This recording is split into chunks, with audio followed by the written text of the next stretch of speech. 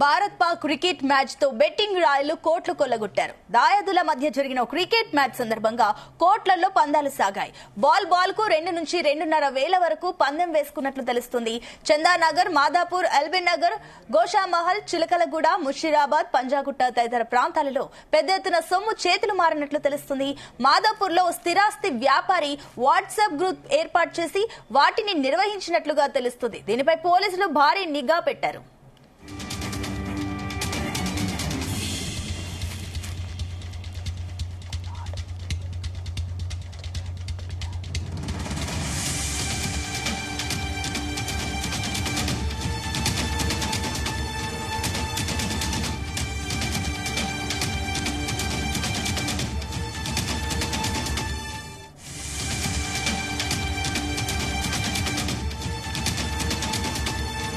Right, ఇదే అంశానికి సంబంధించి మరిన్ని డీటెయిల్స్ మా కరెస్పాండెంట్ శివ అందిస్తారు.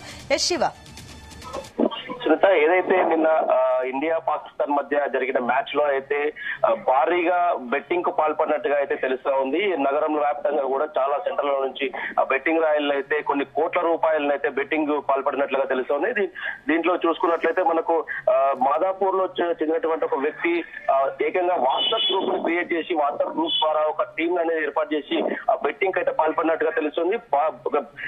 బాల్ కు ప్రతి ఓవర్ లో కూడా జరుగుతున్నటువంటి మ్యాచ్ ని బాల్ కు ఇంకా బెట్టింగ్ 2,000 రూపాయల నుంచి 1,00,000 రూపాయల వరకు కూడా బెట్టింగ్ పాల్పడినట్లుగా తెలుస్తుంది. దీని ద్వారా కొన్ని కోట్ల రూపాయలు అయితే నిన్న చేతులు మారినట్టుగా అయితే మనకు సమాచారం అయితే ఉంది. దీంట్లో ఈ బెట్టింగ్ కు పాల్పడిన వాళ్ళు వ్యాపారస్తులు కావచ్చు, స్థిరాస్తి వ్యాపారులు కావచ్చు, లేదంటే క్రికెట్ మీద అభిమానం ఉన్నటువంటి వాళ్ళు చాలా మంది కూడా ఈ బెట్టింగ్ కు పాల్పడినట్టుగా తెలుస్తుంది. ఓవర్లు ఈ కోహ్లీ ఆడే విధానాన్ని బట్టి కూడా కోహ్లీ ఏదైతే 4 కొడతారా 6 కొడతారా దానిపైన కూడా కొన్ని కోట్ల రూపాయలు అయితే చేతులు మారినట్టుగా తెలుస్తుంది. మొత్తానికైతే ఈ అన్నిటిపైన అయితే పోలీసు అయితే నిఘా ఏర్పాటు చేసింది. గతంలో కూడా జరిగినటువంటి మ్యాచ్ల్లో వీళ్ళు ప్రత్యేకమైనటువంటి వీళ్ళకైతే కొన్ని సెటప్ ఉంటుంది.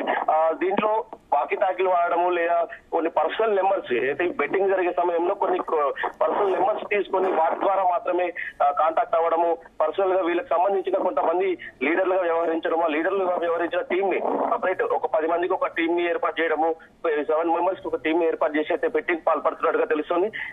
దీనిపైన ఇంటెలిజెన్స్ వాళ్ళు అదేవిధంగా స్పెషల్ టీమ్ పోలీసులు అయితే ప్రత్యేకమైనటువంటి ఆపరేషన్ అయితే చేస్తున్నారు. నిన్న జరిగినటువంటి మ్యాచ్ కి సంబంధించి ఈ కోట్ల రూపాయలు ఎక్కడి నుంచి, ఎవరి చేతుల నుంచి ఎవరికి మారాయి, ఎవరు తీసుకున్నారు, ఏం జరుగుతుందన్న విషయంపై అయితే ఎంక్వైరీ చేస్తున్నటువంటి పరిస్థితి అయితే ఉంది సునీత.